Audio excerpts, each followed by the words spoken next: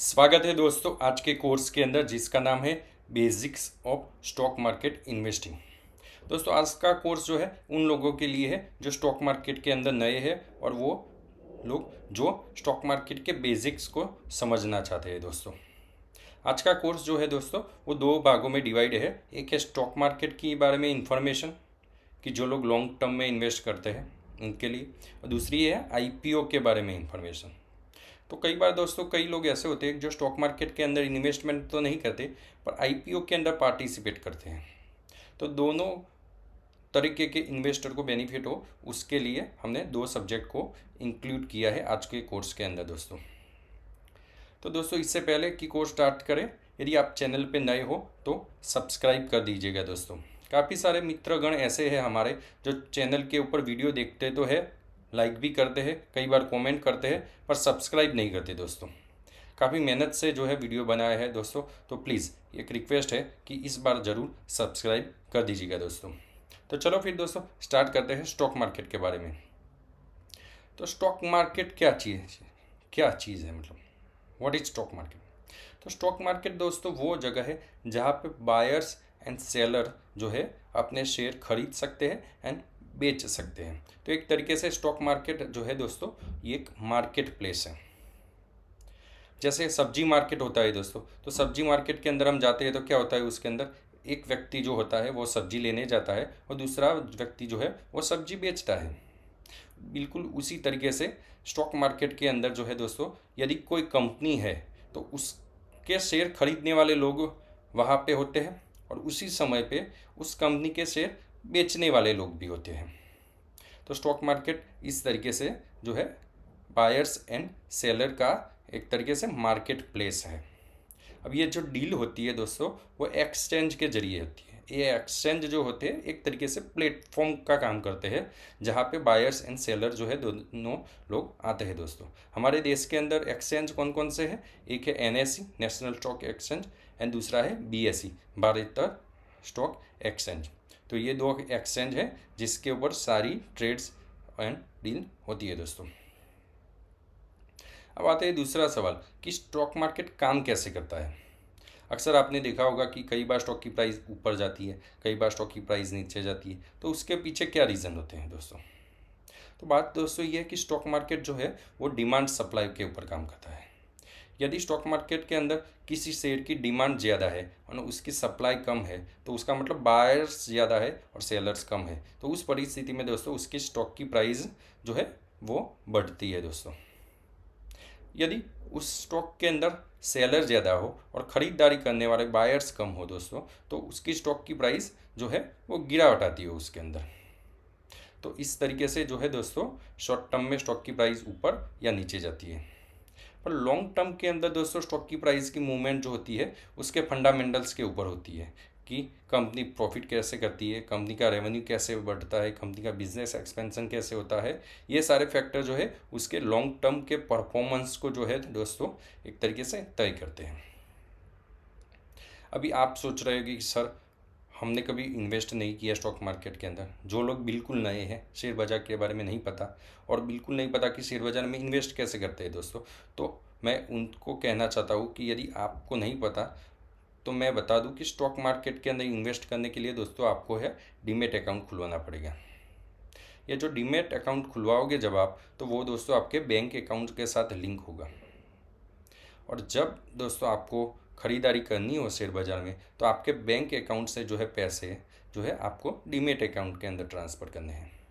जितने की वैल्यू के शेयर खरीदने हैं उतने ट्रांसफ़र करने हैं। मान लो कि आपको 10,000 के शेयर खरीदने हैं किसी कंपनी के, तो बैंक अकाउंट से जो है आप पैसे जो है अपने डीमेट अकाउंट में ट्रांसफ़र कर दोगे।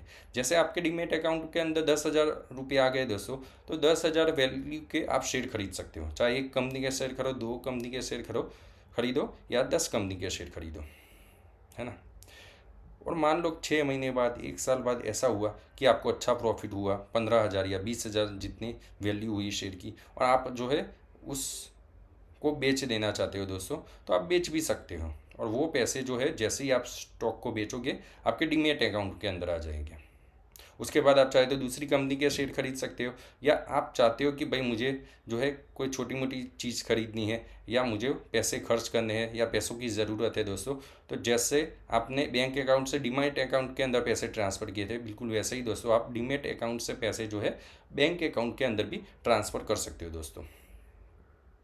अभी आप बोलोगे कि सर ठीक है डीमैट अकाउंट खुलवाना है, पर ये खोल के कौन देगा, हम ये खोल कैसे सकते हैं डीमैट अकाउंट। तो दोस्तों ये डीमैट अकाउंट जो है वो एक ब्रोकरेज के जरिए आप खोल सकते हो, उसके लिए अलग अलग तरीके के ब्रोकर्स होते हैं।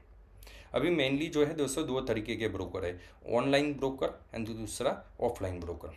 ऑनलाइन ब्रोकर जैसे कि ग्रो हो गया, जीरोदा हो गया, एंजल वन हो गया।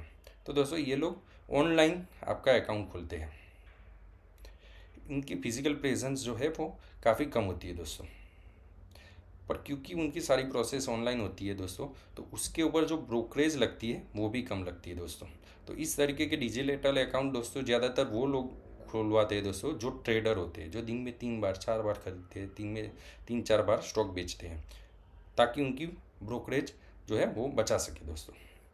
पर मान लो कि आप लॉन्ग टर्म इन्वेस्टर हो, 2 3 महीने में एक बार शेयर खरीदते हो और 2 3 महीने में एक बार स्टॉक बेचते हो दोस्तों, तो आप जो है ऑफलाइन ब्रोकर जैसे शेर खान हो गया या मोतीलाल ओसवाल से भी अकाउंट खुलवा सकते हो दोस्तों।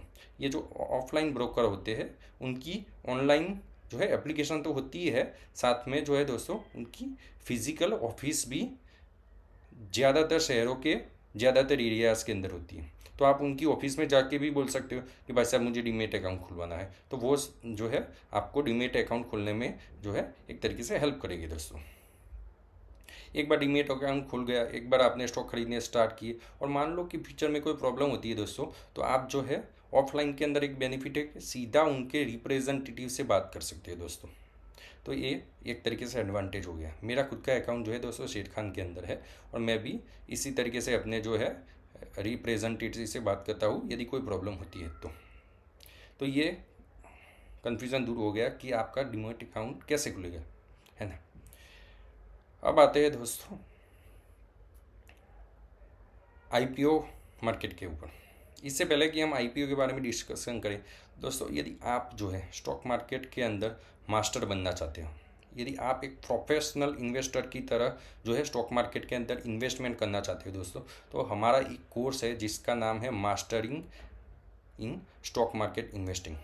तो ये कोर्स जो है दोस्तों स्पेसिफिकली उन लोगों के लिए डिज़ाइन किया हुआ है जो शेयर बाज़ार के अंदर मास्टर बनना चाहते हैं, जो शेयर बाज़ार के अंदर वेल्थ क्रिएट करना चाहते हैं। इस कोर्स करने के बाद दोस्तों आप एक प्रोफेशनल इन्वेस्टर की तरह जो है इन्वेस्ट करना सीख जाओगे। तो इस कोर्स की लिंक जो है दोस्तों मैंने डिस्क्रिप्शन में डाली हुई है। यदि आप शेयर बाज़ार के अंदर मास्टर बनना चाहते हो, एक्सपर्ट बनना चाहते हो दोस्तों, तो बिल्कुल एक बार चेक जरूर कीजिएगा दोस्तों। अब डिस्कशन करते हैं आईपीओ के बारे में। तो दोस्तों आईपीओ क्या होता है, आईपीओ का फुल फॉर्म है इनिशियल पब्लिक ऑफरिंग। अब इसका क्या मतलब हुआ कि जब कोई कंपनी दोस्तों पहली बार अपने शेयर जो है बेचने के लिए आती है तो उसको कहते हैं इनिशियल पब्लिक ऑफरिंग। इसके अंदर होता क्या है दोस्तों कि मान लो कि कोई कंपनी है, 100 करोड़ की वैल्यू की कंपनी है, अब उसके मालिक को पैसे की ज़रूरत पड़ गई, तो वो क्या करेगा दोस्तों कि वो जो है अपनी 10% हिस्सेदारी जो है वो मार्केट के अंदर जो है बेच के 10 करोड़ जुटा लेगा। ये जो प्रोसेस होती है वो आईपीओ के जरिए होती है दोस्तों। इसमें होता ये है कि जो लोग दोस्तों उस कंपनी के शेयर खरीदने के लिए इंटरेस्टेड होते हैं दोस्तों, वो आईपीओ के जरिए अप्लाई करते हैं दोस्तों। उसके बाद जो है दोस्तों कंपनी के अंदर से उनको एक तरीके के लकी ड्रॉ की तरह अलॉटमेंट दिया जाता है दोस्तों। और जिन जिन लोगों को अलॉटमेंट मिलता है दोस्तों, वो जो है दोस्तों एक तरीके से वो कंपनी के शेयर खरीद के उस कंपनी के अंदर हिस्सेदारी खरीदते हैं दोस्तों। और उसके बाद जो है दोस्तों ये कंपनी का शेयर जो है स्टॉक एक्सचेंज के ऊपर लिस्टिंग होती है उसकी। और लिस्टिंग के बाद जो है दोस्तों वो लोग जिनको आईपीओ के अंदर अलॉटमेंट नहीं हुआ था, वो भी एक बार लिस्टिंग हो जाए तो मार्केट के अंदर से वो शेयर खरीद सकते हैं दोस्तों। और जो लोगों को अलॉटमेंट हुआ था उनको अच्छा प्रॉफिट हो रहा है 20% 30%, तो वो दोस्तों चाहे तो वो शेयर एक्सचेंज के ऊपर बेच भी सकते हैं दोस्तों। तो ये होती है आईपीओ की पूरी प्रोसेस दोस्तों। अब आईपीओ के अलावा एक वर्ड यूज़ होता है एफपीओ। आप में से ज़्यादातर लोगों ने सुना होगा, उसका नाम होता है फॉलो ऑन पब्लिक ऑफरिंग, है ना। तो ये फॉलो ऑन पब्लिक ऑफरिंग जो होती है दोस्तों, वो क्या चीज़ होती है कि जब एक बार कंपनी जो है अपने शेयर को लिस्ट करवा देती है, उसके बाद मान लो कि दूसरी बार उसको पैसे जुटाने की ज़रूरत पड़ी, उसे लगा कि भाई 10 करोड़ मैंने जुटा लिए थे 2 साल पहले आईपीओ के जरिए, अब मुझे और 10 करोड़ जुटाने हैं और हिस्सेदारी बेच के, तो वो दोस्तों एफपीओ लेके आएगा फॉलो ऑन पब्लिक ऑफरिंग के जरिए। यदि एक एग्जांपल मैं दूँ दोस्तों, तो 2021 के अंदर जोमेटो कंपनियों का आईपीओ आया था 76 रुपीज़ के प्राइस के ऊपर। उस समय कंपनी के मालिक ने आईपीओ के जरिए जो है पैसे जुटाए थे मार्केट से। फिर वो पैसे जो है दोस्तों उन्होंने इन्वेस्टमेंट किए और कंपनी का काफ़ी अच्छा प्रोग्रेस भी हुआ दोस्तों। 2024 के अंदर दोस्तों कंपनी को लगा कि उनको और पैसों की ज़रूरत है। दूसरे पैसे जो है वो ब्लिंकिट में इन्वेस्टमेंट करना चाहते थे, डिजिटल इंफ्रास्ट्रक्चर के अंदर इन्वेस्टमेंट करना चाहते थे दोस्तों। तो उन्होंने क्या किया, दूसरी बार जो है अपनी हिस्सेदारी बेची कंपनी के मालिक ने, और जो है वो पैसे मार्केट से जुटाए।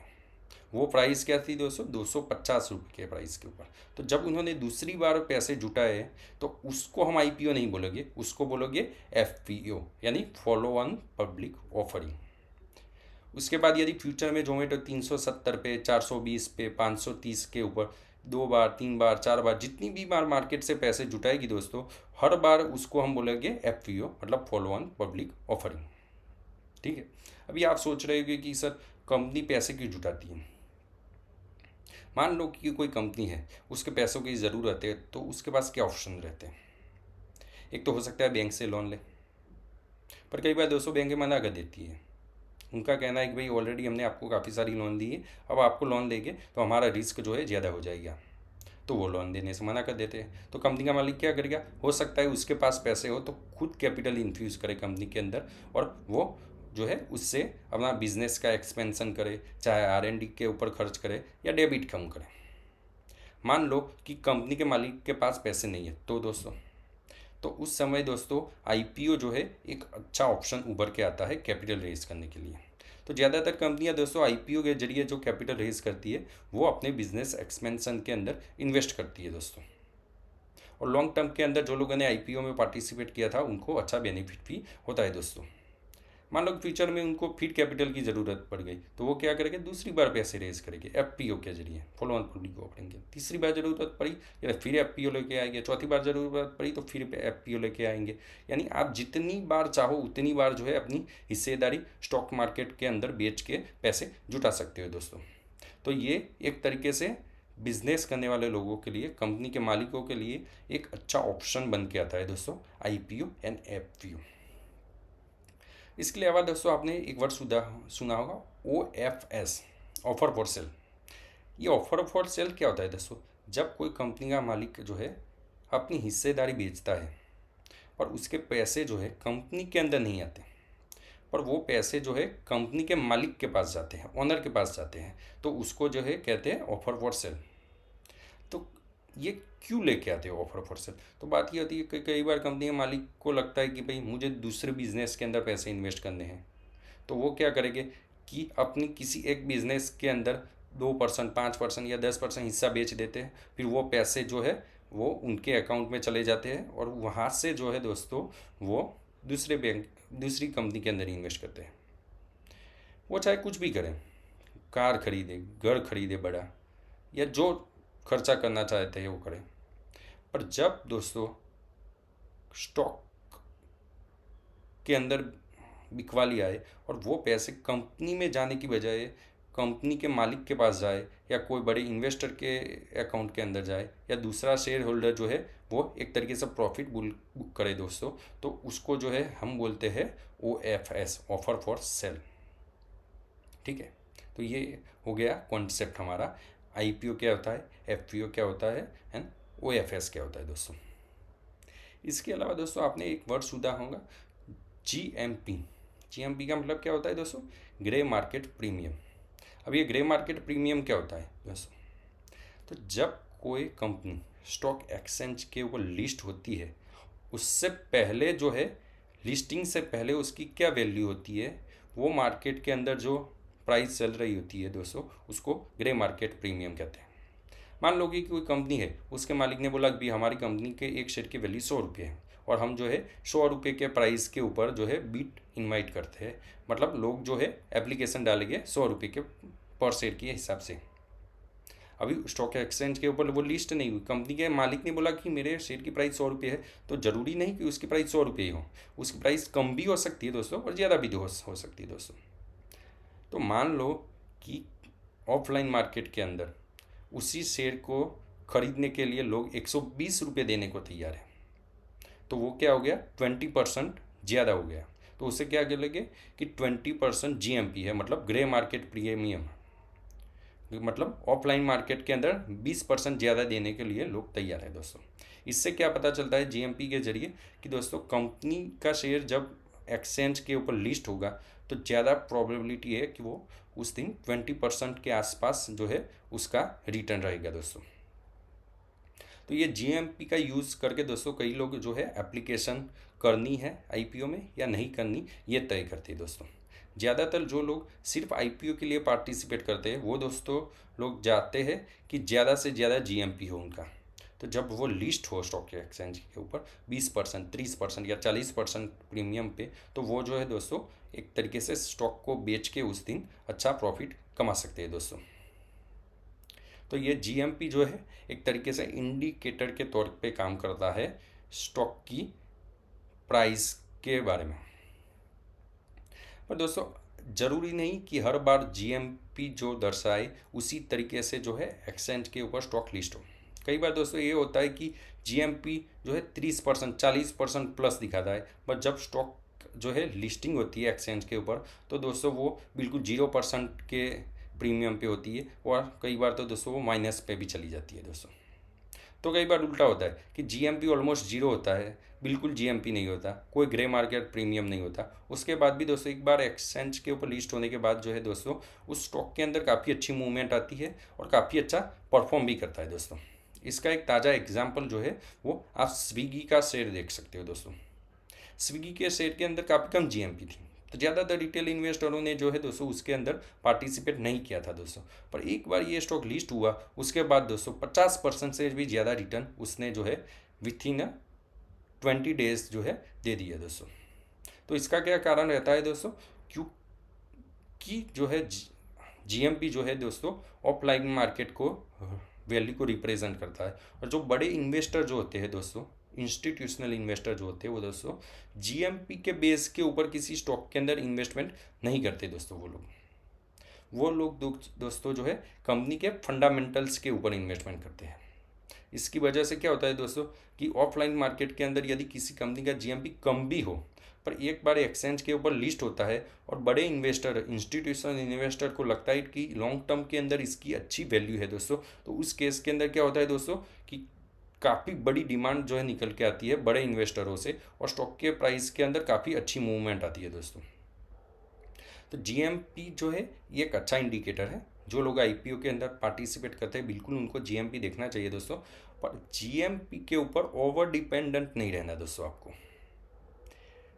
कई बार जो है वो आपको GMP मिसगाइड भी कर सकता है दोस्तों। तो ये बात जब भी आप IPO के अंदर पैसे इन्वेस्ट करें हमेशा याद रखना है दोस्तों। तो ये हो गया हमारा जो है आज का बेसिक्स डिस्कशन स्टॉक मार्केट के अंदर। उसके अलावा एक इन्वेस्टमेंट साइकिल होती है दोस्तों, पूरी साइकिल होती है इन्वेस्टमेंट की, कि स्टॉक का सिलेक्शन कैसे करना है, स्टॉक का एनालिसिस कैसे करना है, कब और कैसे स्टॉक को बाय करना है, और कब और कैसे स्टॉक को सेल करना है। ये पूरी इन्वेस्टमेंट साइकिल जो है दोस्तों हमने master in stock market investing के अंदर कवर की है दोस्तों। तो यदि आपने अभी तक वो कोर्स नहीं देखा तो बिल्कुल देख लीजिएगा दोस्तों, काफ़ी फ़ायदेमंद रह सकता है आपके लिए वो कोर्स। तो यही था दोस्तों आज के कोर्स के अंदर। Thank you for watching video.